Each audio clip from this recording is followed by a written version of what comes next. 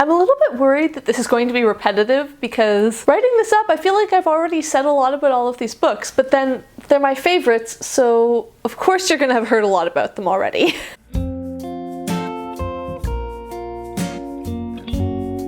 Hi everyone, Rosie here. Welcome or welcome back to my channel. It is now the time of year where we talk about favorite books of the last year. I like to finish the year before I think about what my favorites were. You never know what you're gonna read between Christmas and New Year's. It could be a new hit. So, we're officially in 2021 now. Let's talk about it. These are books that I read for the first time in 2020, but not necessarily books that were published in 2020. I don't think I even read that many books that were actually published this year. It's based on my reading, not based on what's coming out. I think that's pretty standard. I read 32 books in 2020 that I rated 5 stars, but 7 of those were rereads, so I'm not counting them. I didn't read them for the first time in 2020, so that sort of seems unfair. So 25 books that were 5 stars. I've narrowed it down to 10. 10's a completely arbitrary number, no particular reason. It just seemed like the right number. So, in no particular order, because I could not possibly try and rank these, my 10 favorite books from 2020. The first book that I knew from the very beginning was going to have to be on this list is The Five, The Untold Lives of the Women Killed by Jack the Ripper by Hallie Rubenhold. You'd had a little bit of a break from hearing me talk about this. I didn't mention it too much in the fall, then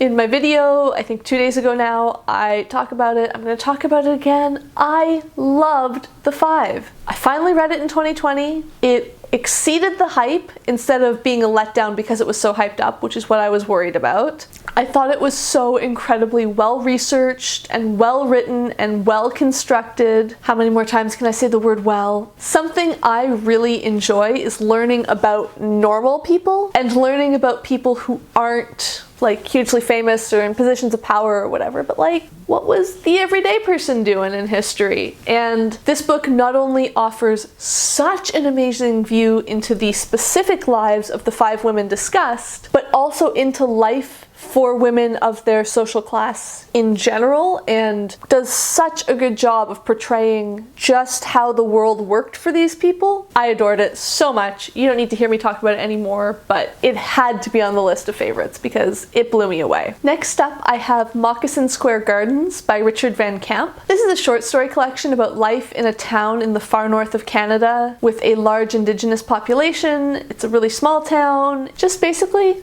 stories about the people who live there and what's going on with them and how this town works. It was amazing. I found Van Camp had captured the sense of place and the sense of small town so incredibly well. The people who live there are exactly like what you would expect if you've ever spent much time in a small town. The sort of relationships they have with each other and the situations people find themselves in were hilarious and touching and just incredible. So many of the stories were simultaneously incredibly heartwarming and emotional, and also just really funny, which is something I adore. And I didn't really know what to expect from this book going in, and it really, really impressed me. I've sung the praises of this one a lot as well, and it is The Mercies by Kiran Millwood Hargrave. I mean, are any of you surprised? I've been telling everyone I talk to on booktube to read this book since I read it in October, and I'm not going to stop now. This book has such an interesting approach to historical fiction and was so unlike other historical fiction that I have read before. The story manages to be simultaneously incredibly quiet and mundane, and there's really not that much that happens, while at the same time keeping you so hooked, so fascinated, so on edge about what might happen.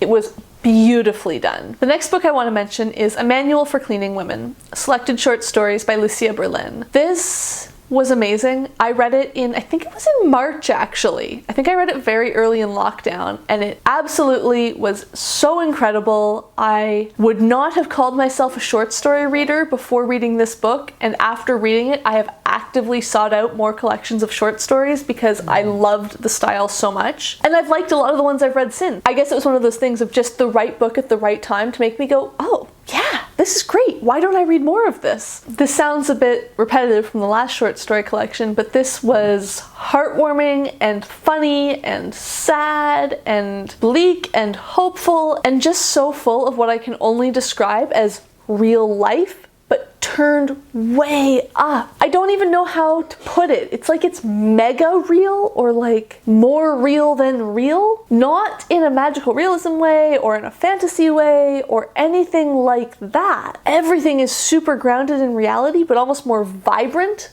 than it is in real life. I'm doing a terrible job of describing some incredibly beautiful prose, so you should just check this book out for yourself and see that I am not doing it justice at all, but I had to try because I adore it so much. Speaking of absolutely beautifully written real life, in this case even more real, I finally read I Know Why the Caged Bird Sings by Maya Angelou this year, and it was amazing. I'm such a huge fan of her writing now. I can't wait to read more. I already read the second autobiography, so this is sort of both of those combined into one. I was just stunned by I Know Why the Caged Bird Sings. Why?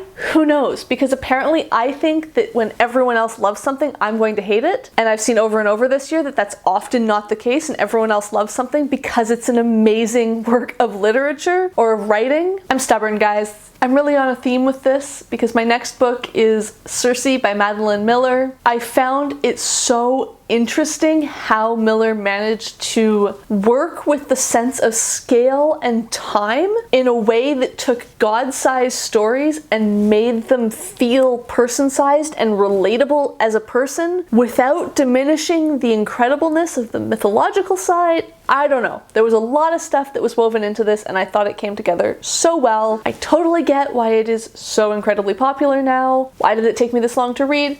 Who knows?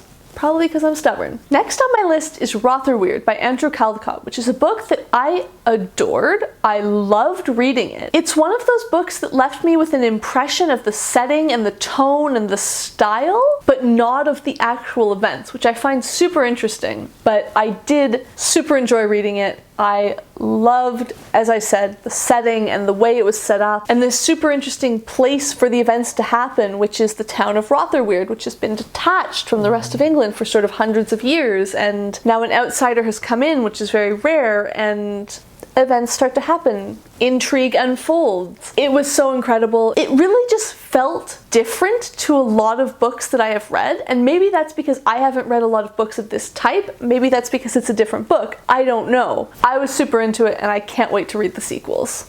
Switching genres almost entirely, I also absolutely adored Building on River by Jean Van Loon in 2020. This is a biography in the form of poetry collection book, is I think the best way to describe it. And I'm not usually a big poetry reader. I think I read a total of 2 poetry collections in 2020, of which this was one of them. And I was amazed. I loved it. I feel like this was the first time I've actually appreciated poetry as I read it and actually been reading the text and gone, oh, that's so interesting. I love how this is done. It was just so cool. I don't have the words to describe it because I'm not a poetry person, but like the way the author used the poem structures and the styles of poetry to tell different parts of this biography was so interesting, and I'm really on the lookout for more collections that are like this because I might have found my niche in poetry, and I think that's cool. The second last book I want to mention is less a single book and more an author's entire works, but I'm gonna name one book because that's how this video works.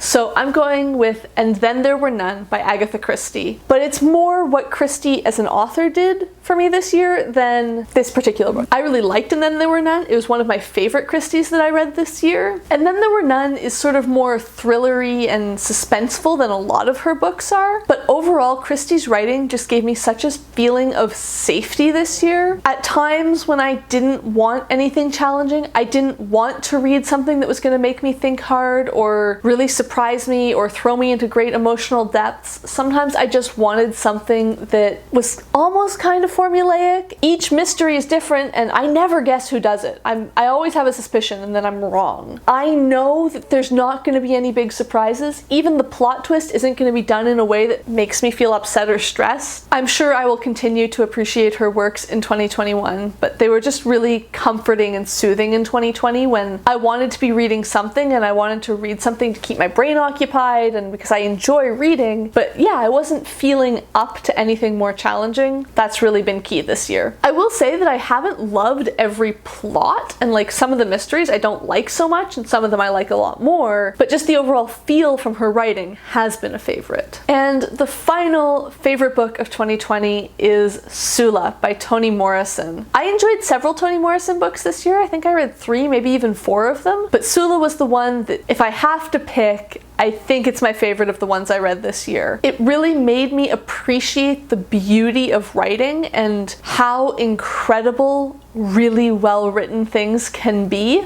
That sounds silly. I've obviously appreciated good writing before. I don't know, reading this book made me sort of go, I'm appreciating literature on a level that I have not done in a long time. I kept having to pause because what I had just written was so amazing that I just had to sit there and think about it for a minute before I could keep reading. And out of all the books I've read this year, I think this is the one that I probably read the most out loud to my partner too, because I'd read something and go, this is so incredible that I have to share it. I can't keep it in. I have to go share it immediately. So it was amazing. I absolutely loved it, and I'm looking forward to reading more Toni Morrison in 2021. Obviously, cutting this off at 10 books is kind of arbitrary. I could have done 20, I could have done 5, but we're going with 10. Please let me know down below if you read any of these books. Did you like them? And also, what were some of your favorite reads of 2020? Because even though I have enough to do in 2021, I'm always looking for additions to my TBR. If you liked this video, please hit the like button down below. If you would like to watch more of my videos, please hit subscribe, and thank you for watching.